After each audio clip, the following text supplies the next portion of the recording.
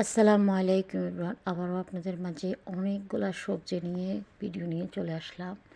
আজ রান্না করব, প্রথমে আমি করব তেলাপিয়া মাছ এবং বেগুন আলু, পেঁয়াজ পাতা, টমেটো সব কিছু সব মশলা দিয়ে খুব মজা করে এই রান্নাটা করব। এই রান্নাটা এইভাবে রান্না করলে অনেক মজা। এই রান্নাটার নাম কী দেবো আমি নিজেও জানি না, তবে অনেক মজা খেতে, অনেক ভালো লাগছে আমার। এরপরে আমি এখানে লাউ রান্না করব। তারপর লাউ রান্না করব মুরগির হাড় পাশ দিয়ে। আমি সবসময় এভাবে রান্না করি, খুব ভালো লাগে। তারপর মিষ্টি কুমড়া ভাজি করব, পালং শাক আছে, মানে সব রান্না একসাথে আজকে করব। অনেকগুলো রান্না করতেছি। সবজি মানেই তো সবজি আপনাদের ভাই এতটা পছন্দ করে, আসলে যখন গরমকাল আসে অনেক দাম হয়ে যায়, কিছুদিন পর আমরা এত সবজি পাবোই না। এখন সবজি দেখি আপনাদের ভাইয়া অনেক অনেক সবজি নিয়ে আসে, বলে যে এটা অনেকগুলো সবজি রান্না করবা। তো আমি যতটুকু চেষ্টা করি, মানে ও যতটুকু যা বলে সব কিছু রান্না করতে।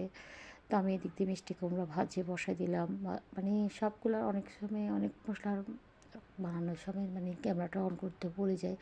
দেখতে দেখতে মশলাটা মিষ্টি কুমড়োটা হয়ে গেছে। ওখানে মিষ্টি কুমড়ো একটু ধনিয়া পাতা দিয়ে নামাই ফেললাম। এদিক দিয়ে মুরগির হাড় পাশে করে মশলাটা করে ফেললাম, করি এখন মশলাটা কষানো হয়ে গেছে। এখন দিয়ে দিচ্ছি লাউগুলা দিয়ে আমি একটু ভালো করে নেড়ে চেড়ে দিব। এখানে উপাস উপাস করে নিয়ে যাবো। আরও কিছু ছিল, সব লাউ দিয়ে একসাথে আমি একসাথে ভালো করে মশলাটা কষাই নিলাম।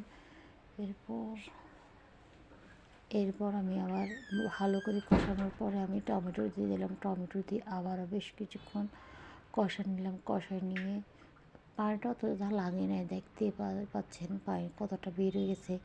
আর লাউ থেকে এমনিতে পানি অনেকগুলো বের হয়ে যায়। তো দেখতে দেখতে রান্নাটা কমপ্লিট হয়ে গেল। আর তাছাড়া এখানে একটা কথা হচ্ছে কি, সবজি এখনকার সবজিগুলো খুব তাড়াতাড়ি মজে যায়।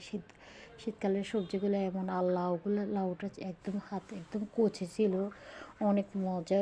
তারপর একটু ধনিয়া পাতা দিলাম, ধনিয়া পাতা দিয়ে নামিয়ে ফেললাম। বিশেষ করে অনেক মজা। আমি সাধারণত খাওয়ার পরে বয়সটা দিলাম। এদিক দিয়ে পালং শাকটা রান্না করে ফেললাম। পালং শাকটা লম্বা চড়া দেখে নেই। তো পালং শাক রান্না করলাম চিংড়ি মাছ দিয়ে, লাউ রান্না করলাম মুরগির পাশ দিয়ে, মিষ্টি কুমড়া ভাজি করলাম এদের দিয়ে তেলাপিয়ার, মানে সবজি আর সবজি আজকে। তো কেমন হয়েছে অবশ্যই আমার ভিডিওটি সবাই কমেন্টের মাধ্যমে অবশ্যই জানাবেন, আমাকে ভালোবাসা দিবেন।